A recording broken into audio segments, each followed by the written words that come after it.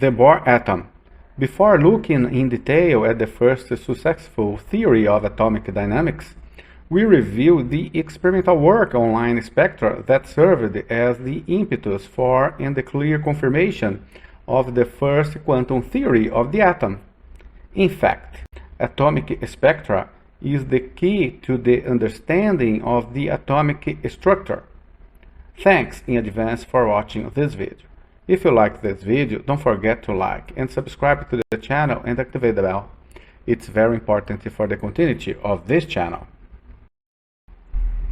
As already studied in blackbody radiation video, if the light source is a hot solid, such as the filament of an incandescent light bulb, or liquid, and even gases at the high densities found in stars, the spectrum is continuous. That is, light of all wavelengths is present.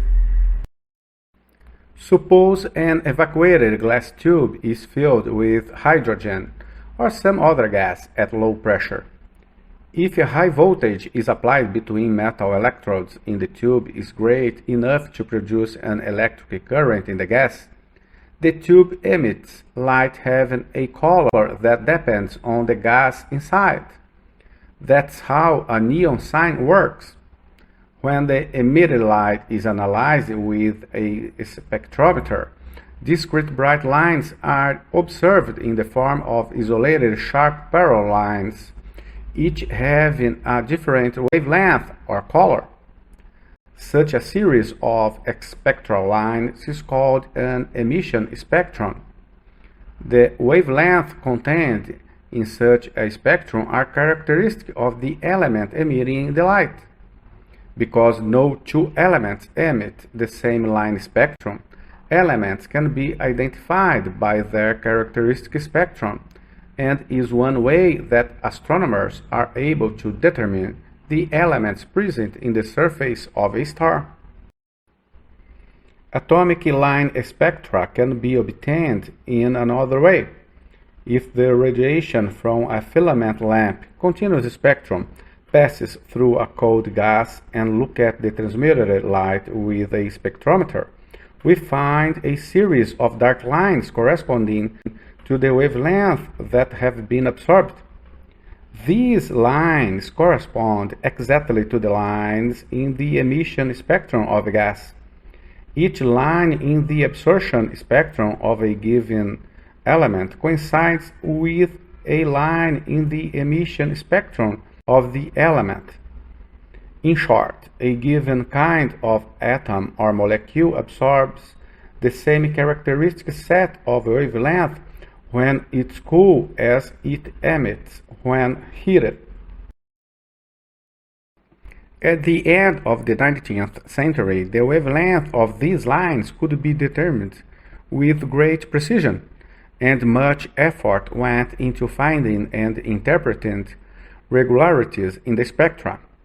A major breakthrough was made in 1895 by Johann Balmer, who found that the four lines in the visible portion of the hydrogen spectrum have wavelengths that fit the empirical formula. Here n takes on the values 3, 4, 5, 6 for the four visible lines, and are the Rydberg constant. Later experiments on hydrogen showed that there were similar series of lines in the ultraviolet and infrared regions, and each series had a pattern just like the Balmer series, but at different wavelengths. Each of these series was found to fit a formula known as Rydberg equation, where m and n are integers. Some spectral series for the hydrogen atom are given below.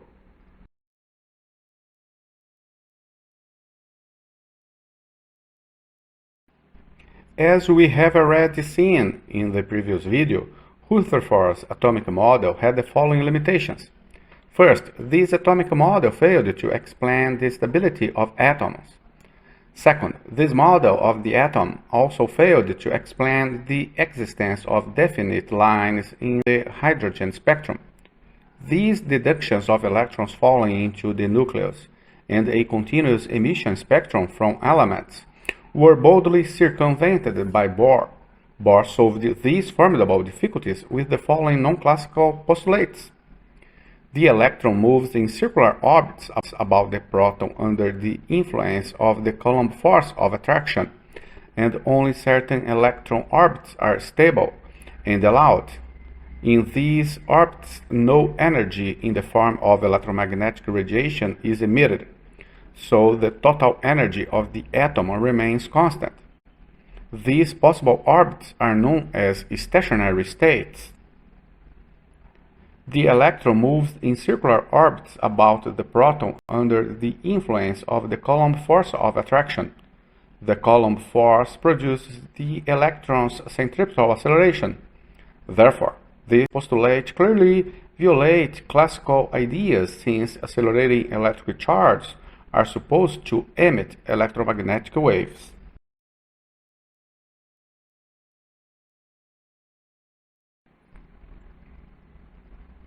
The atom radiates when the electron makes a transition from one stationary state to another, and that the frequency f of the emitted radiation is not the frequency of motion in either stable orbit, but is related to the energies of the orbits by Planck's formula, where h is Planck's constant and E's are the energies of the initial and final states. If an electron absorbs a quantum of radiation, it can move from one stationary state to another of greater energy. When an electron moves from a stationary state of higher energy to one of lower energy, it emits a single photon of radiation. The difference in energy between the stationary states is given by Planck's formula. The circumference of an electron's orbit must contain an integral number of the de Broglie wavelength as follows. We can use the de Broglie wavelength of an electron to rewrite the preceding equation as follows.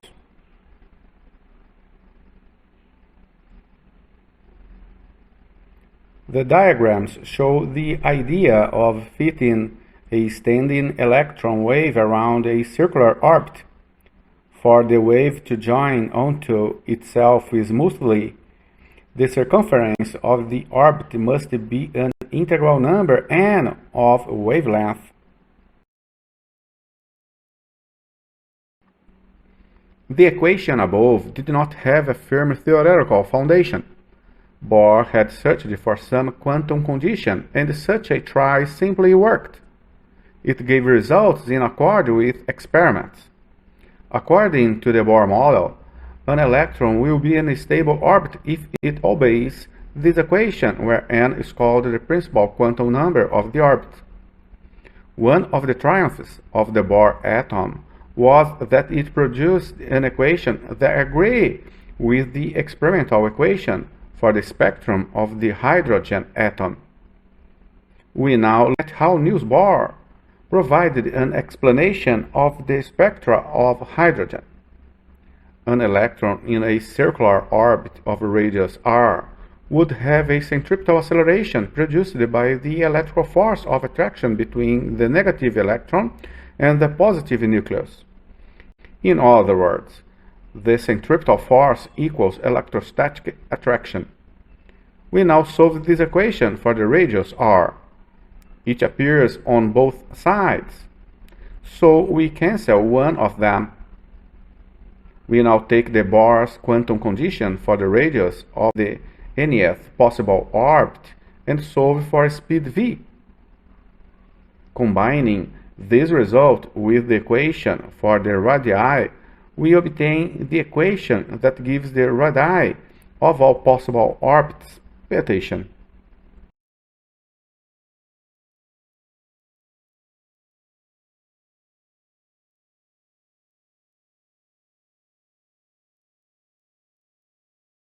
The last equation shows that the orbit radius is proportional to n squared.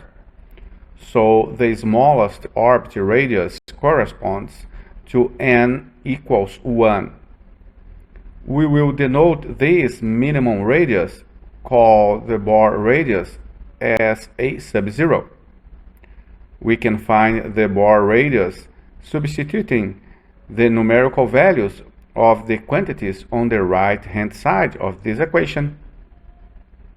This gives an atomic diameter of about 10 to the power of minus 10, which is consistent with atomic dimensions estimated by experiments, and it was considered a striking triumph for this theory.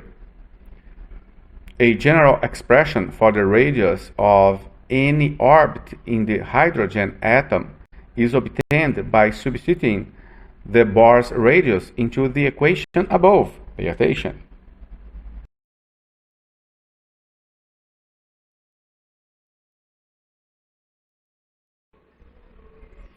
A general expression for the radius of any orbit in the hydrogen atom is given by the equation,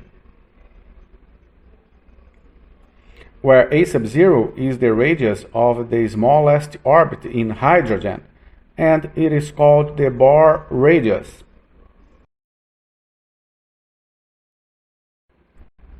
Let's see how it works. Using the Bohr model, calculate the speed of the electron in the ground state. Calculate the orbital period of this level. The speed of an electron in the first Bohr orbit of a hydrogen atom can be obtained directly from equation. The most stable electronic state of an atom or molecule is called the ground state. The orbit with n equals 1 has the lowest energy. Thus, the one electron in atomic hydrogen occupies this level in its most stable state.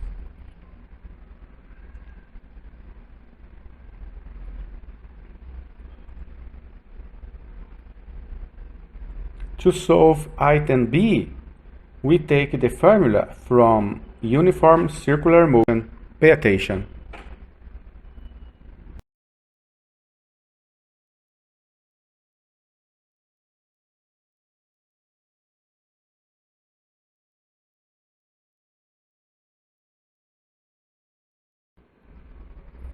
Now we are able to calculate the allowed energies of the hydrogen atom using the Bohr model.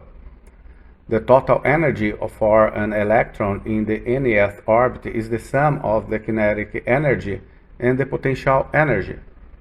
The potential energy of the electron is electron's charge times the potential due to a positive point charge of the nucleus. Therefore, potential energy is the energy to electrostatic attraction between nucleus and electron. The condition for a stable orbit is that the centripetal force equals electrostatic force. We rearrange the terms and we obtain. If we take the equation for finding the radius of any orbit and substitute it into this equation, we obtain. If we let n equals 1 and evaluate the constant term in the last equation and convert it to electron volts, as is customary in atomic physics, we obtain the lowest energy state, or ground state for hydrogen atom. Since n squared appears in the denominator of equation above, the possible values of the energy of the hydrogen atom predicted by Bohr's model are given as follows.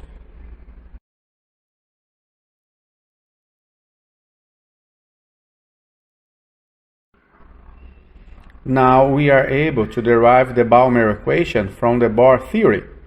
The transition energy of any electron jump in the hydrogen atom is the energy difference between an initial state and a final state.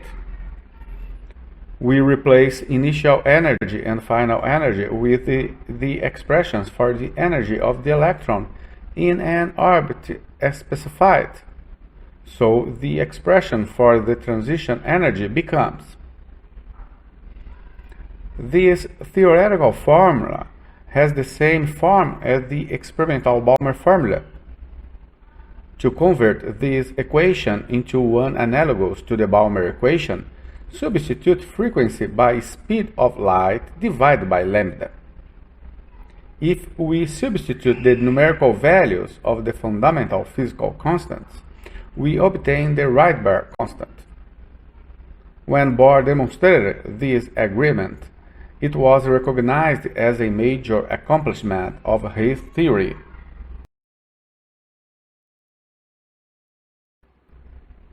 We can summarize the discussion as follows.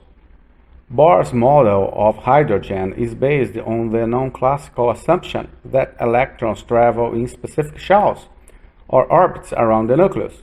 This model gives the following energies for an electron in the shell N.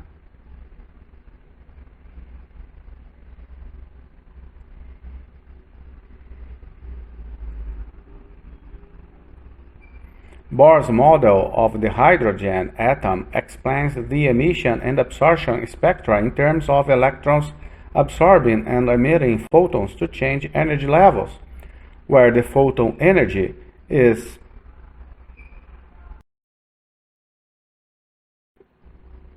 Try solving the next example yourself, then check the result.